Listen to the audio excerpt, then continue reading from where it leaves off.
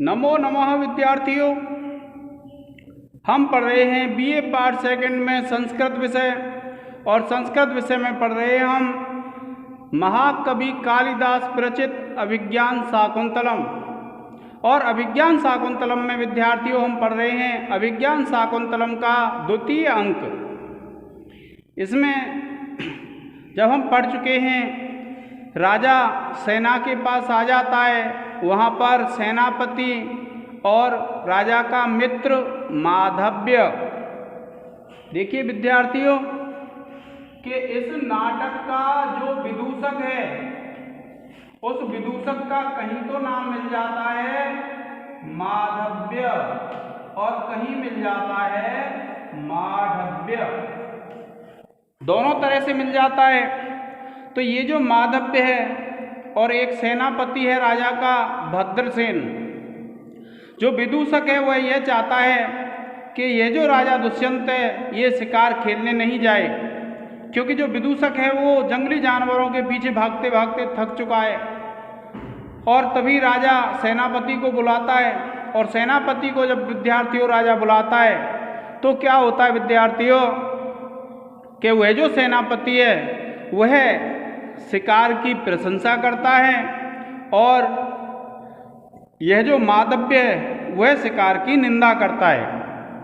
तब देखिए जो सेनापति है वह सेनापति शिकार की प्रशंसा करते हुए कहता है, जब आप ये जो कथन है ये किसका है विद्यार्थियों? सेनापति का है। सेनापति है, और सेनापति शिकार के आप प्रसंग लिखेंगे तो आप लिखेंगे सेनापति शिकार की प्रशंसा करते हुए कहता है। देखिए क्या कहता है सेनापति कि मेदश्छेद कृशोदरम लघु भवत्युत्थान योग्यम बपुआ सत्वानाम अपि लक्ष्यते विकृति मच्चित्तम भयक्रोधयोः उत्कर्षः स च धन्विनाम यदि सबः सिद्ध्यन्ति लक्ष्ये चले मिथ्ये व्यसनम वदन्ति मृग्याम ईदृग् विनोदः कुतः। देखिए विद्यार्थियों, मेदश्छेद, मेद कहते हैं विद्यार्थियों चर्बी, और छेद छट जाती है।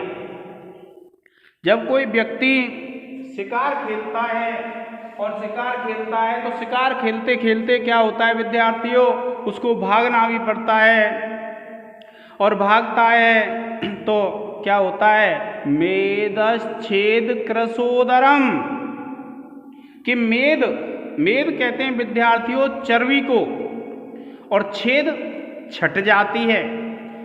जो पेट है, बहुत से व्यक्तियों के पेट बड़े हो जाते हैं, और तो ये जो सेनापति क्या कह रहा है मेदश्छेद कृशोदरम, कि मेद का छेद हो जाता है, मेद का छेदन हो जाता है, चर्बी छट जाती है, और जब चर्बी छट जाती है तो मेदश्छेद कृशोदरम, कृश पतला हो जाता है, उदर पेट।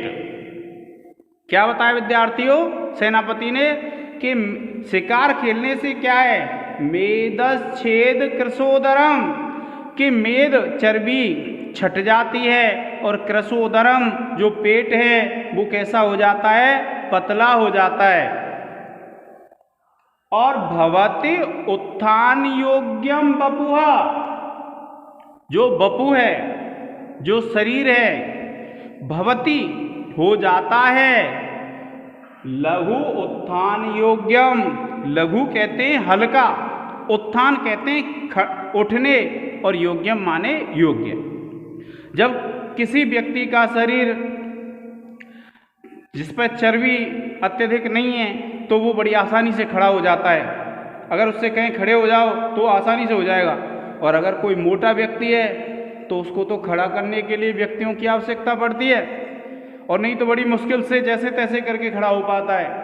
तो सेनापति क्या कह रहा है मेदश्छेद कृशोदरम, कि चर्बी छट जाने से जो पेट है वो कृश हो जाता है, पतला हो जाता है, और लघु भवति उत्थान योग्यम बपुआ, और जो शरीर है वो बड़ा हल्के खड़े होने योग्य हो जाता है, अर्थात उसका शरीर बहुत हल्का हो जाता है, खड़ा आसानी से वो खड़ा हो सकता है, बैठ सकता है, और उस शिकार खेलने से पेट की चर्बी छट जाती है और पेट कैसा हो जाता है, पतला हो जाता है।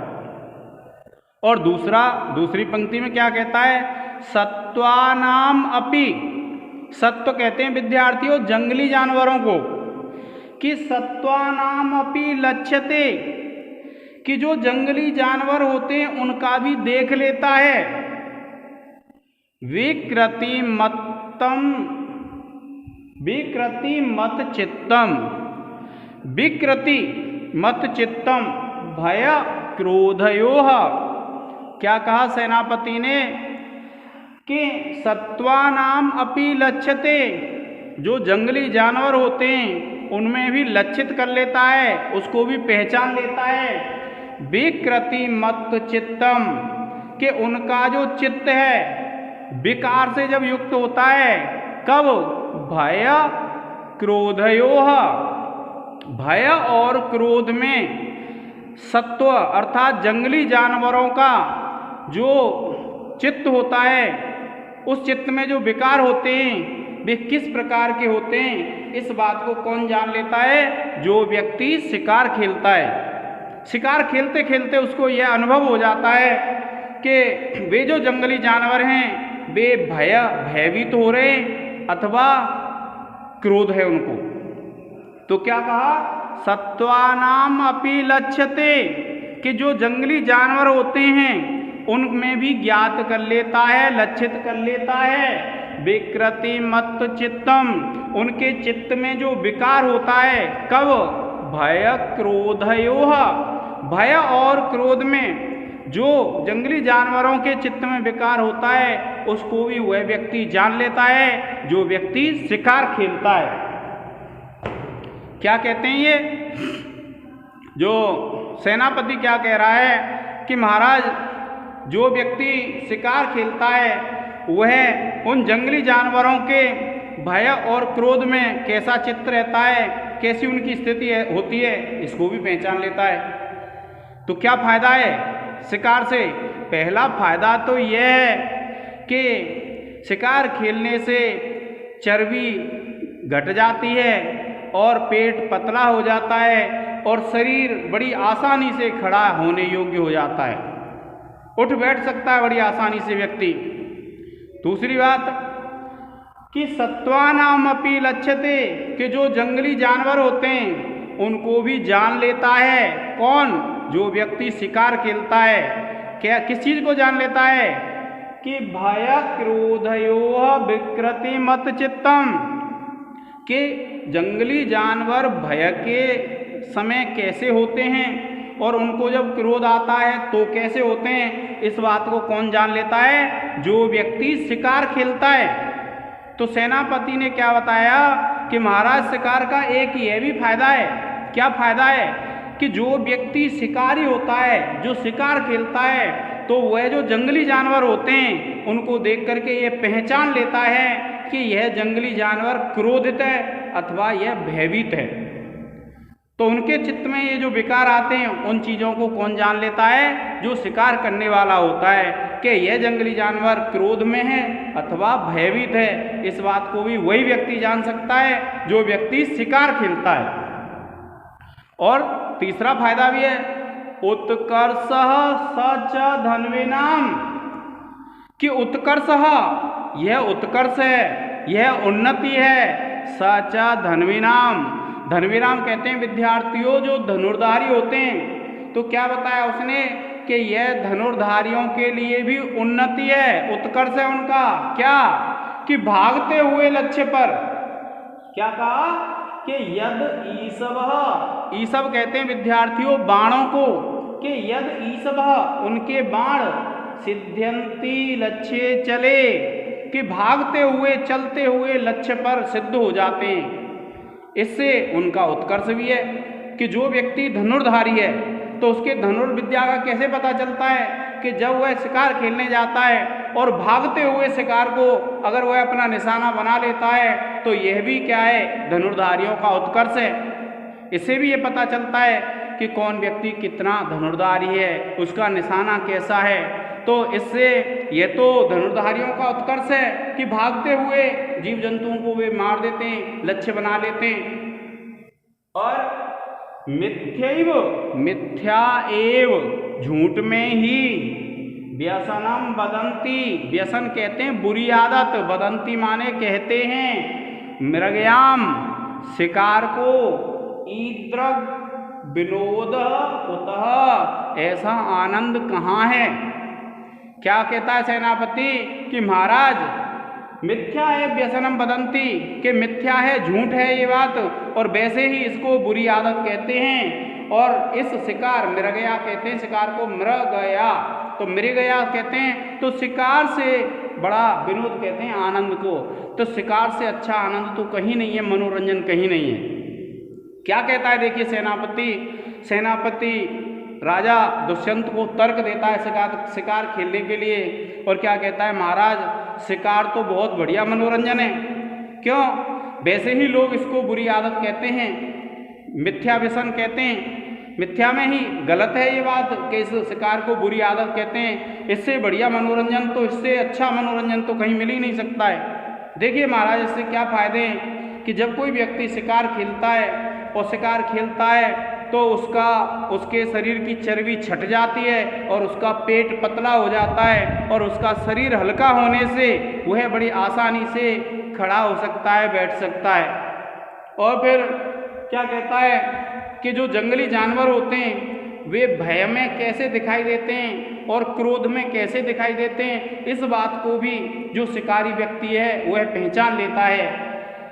फिर उसने क्या कहा कि महाराज भागते हुए, चलते हुए जो लक्ष्य होता है, जो शिकार होता है, उस शिकार को अगर कोई धनुर्धारी लक्ष्य बना देता है, अर्थात अपने निशाने से उसको मार देता है, तो यह भी तो धनुर्धारियों का उत्कर्ष है, यह उन्नति है धनुर्धारियों की। इसलिए महाराज इससे बड़ा कोई भी मनोरंजन नहीं है। वैसे ही व्यक्ति मिथ्या, झूठ में ही इसको बुरी आदत कहते हैं। इस प्रकार से जो सेनापति है राजा दुष्यंत का, उसने राजा दुष्यंत को शिकार के गुणों का वर्णन किया कि ऐसी शिकार होती है। अब उसके बाद देखिए विद्यार्थियों, प्रसंग मैंने आपको बता दिया, आप लिख देंगे कि इस पद्य में सेनापति राजा दुष्यंत को शिकार के गुणों का वर्णन करते हुए कहता है, शिकार के गुणों का वर्णन करते हुए कहता है।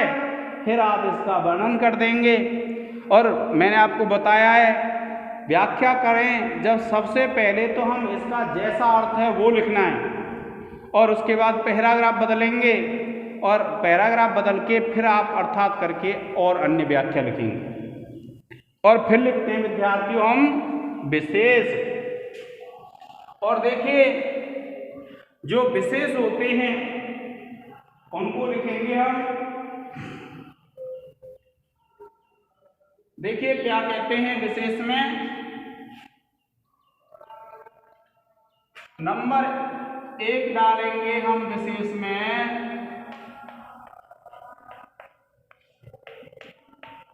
और हम लिखेंगे इस पद्य में शार्दूल विक्रीडितम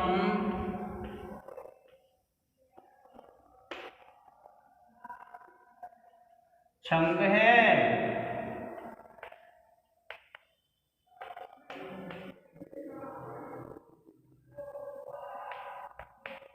और फिर विद्यार्थियों दूसरा लिखेंगे हम, इसमें क्या लिखेंगे, इस पद्य में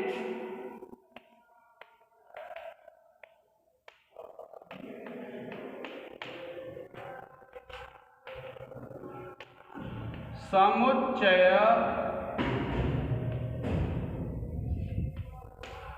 अलंकार है।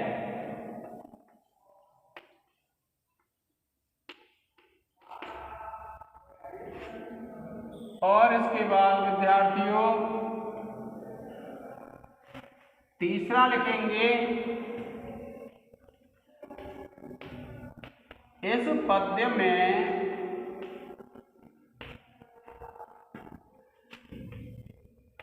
वैदर्भी रीति है।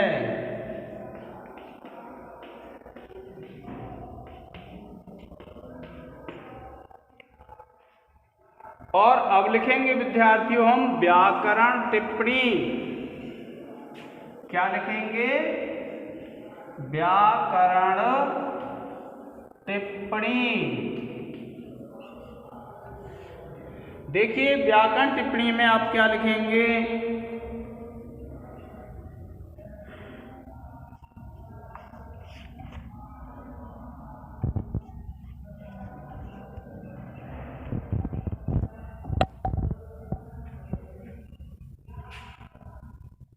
देखिए पहला लिखेंगे आप क्रसोदरम। आप लिखेंगे क्रस प्लस उदरम। और आप लिख देंगे गुण संधि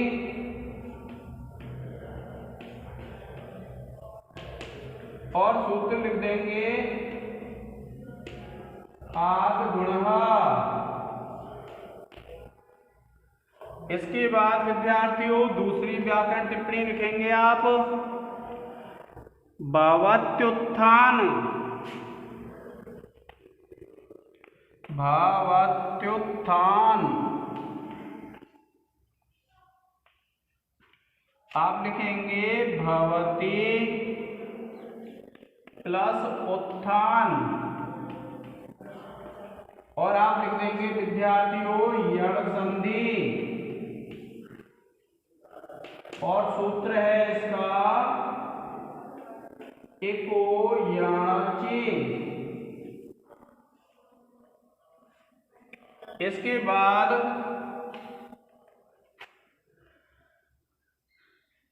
तीसरा जो लिखेंगे मिथ्यैव।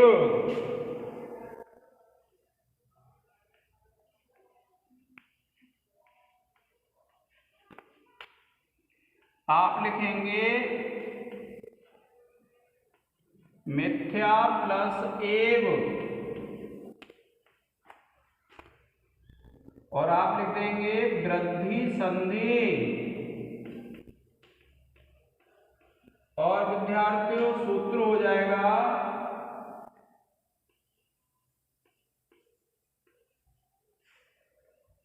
वृद्धि रादैच। और इसके बाद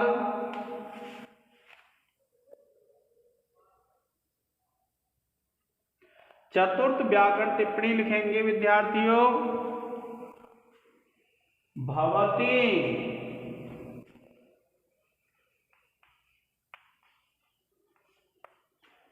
और भवति में आप लिखेंगे भू धातु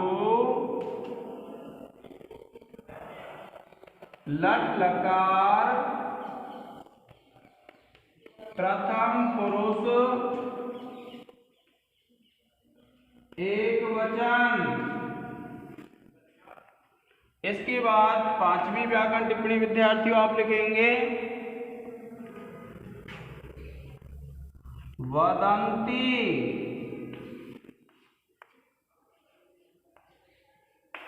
वद धातु है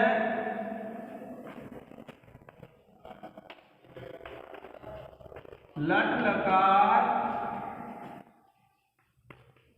प्रथम पुरुष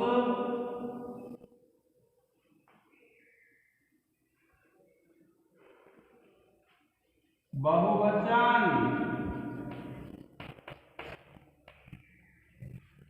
और उसके बाद विद्यार्थियों आप लिखेंगे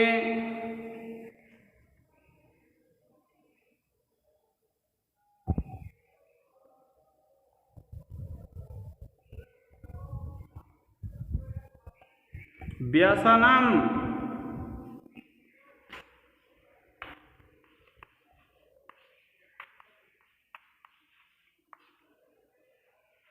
इसमें लिखेंगे आप विद्यार्थियों बे उपसर्ग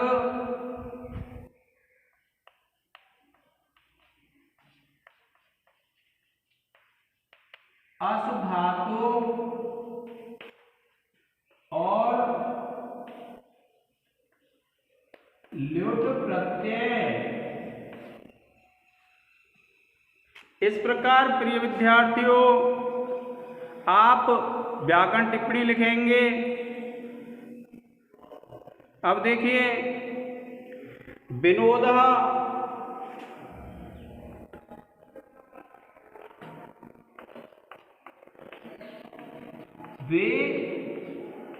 विनोदः, इसमें आप लिखेंगे बी उपसर्ग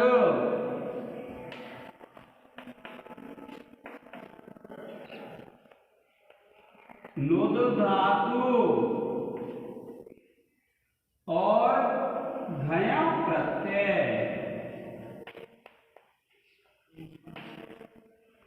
इस प्रकार प्रिय विद्यार्थियों आप व्याकरण टिप्पणी लिख लेंगे।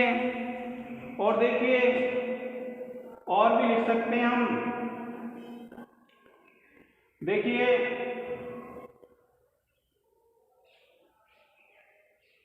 लक्ष्यते है, इसमें लक्ष्य धातु हो जाएगी, आत्मनेपद लट लकार प्रथम पुरुष एकवचन हो जाएगा। और फिर देखिए लक्ष्य हो जाएगा, लक्ष्य शब्द सप्तमी विभक्ति एकवचन। चले हो जाएगा, चल शब्द सप्तमी विभक्ति एकवचन। और उसके बाद भय क्रोधयोः, तो भय और क्रोध, देखिए इसको लिख देता हूं मैं, भय और क्रोध द्वंद्व समास हो जाएगा विद्यार्थियों।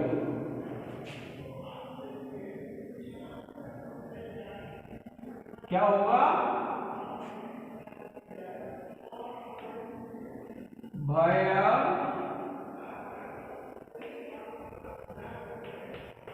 क्रोधयोः, तो आप लिखेंगे भयः च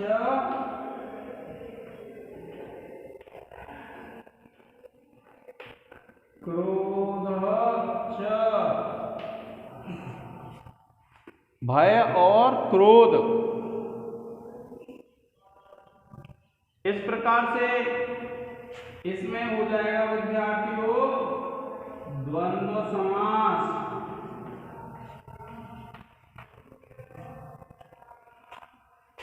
प्रिय विद्यार्थियों आप इसका एक स्क्रीनशॉट ले लें।